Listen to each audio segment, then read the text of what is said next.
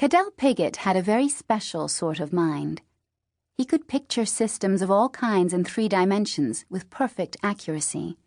He loved systems, phone systems, electrical systems, car engines, complicated traffic intersections.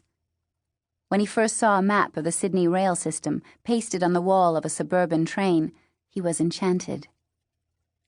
At Jamboree Gardens, the teachers understood the scope of his intelligence. They moved him up to 4th grade, but would not accelerate his learning program any further.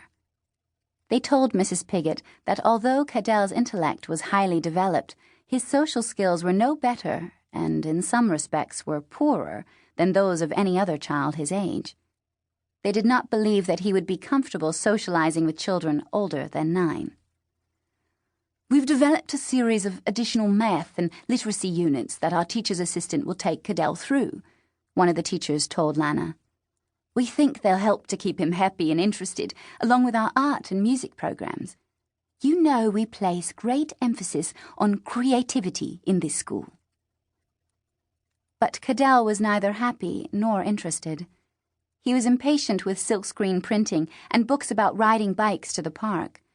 His obsession was with systems, and he tended to ignore everything else. So he sometimes scored badly on reading and comprehension tests, though at other times the teachers at Jamboree Gardens would find him poring over books like From ENIAC to UNIVAC, an appraisal of the Eckert-Mauchly machines. It was very hard to keep him off the school computers. "He'd spend all day on them if we let him," the principal told Lana. "And when we don't, he becomes quite uncooperative. To be frank, we don't like him messing around with them, because half the time no one here can understand what he's doing. We can't supervise him responsibly if we don't know what we're supervising. It's very difficult." "I know," said Lana in gloomy tones.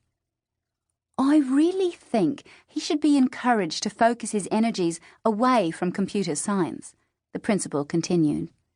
"A fully rounded person must diversify, or his intellect becomes narrow and blinkered. I think we'll have to institute a very strict timetable for Cadel, make him understand that there's more to this world than computers." She was successful to some degree. Forbidden computers both at home and at school, Cadel turned his attention to the Sydney Rail network. He obtained every timetable for the entire system. He rode every line over and over again, though not unaccompanied. A part-time nanny usually came with him, because the Piggotts often employed nannies, none of whom stayed for very long.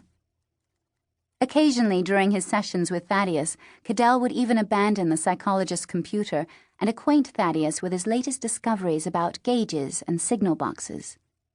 When that happened, Thaddeus would put aside his newspaper and listen intently. One day he said, "Do you think you understand the system now?" Cadel pondered this question for at least half a minute. "Yes," he replied at last.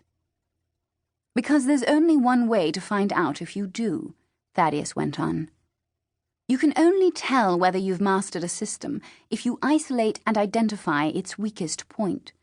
If you knock that out and the whole system collapses, then you know you've got a handle on it." Cadel absorbed this advice silently.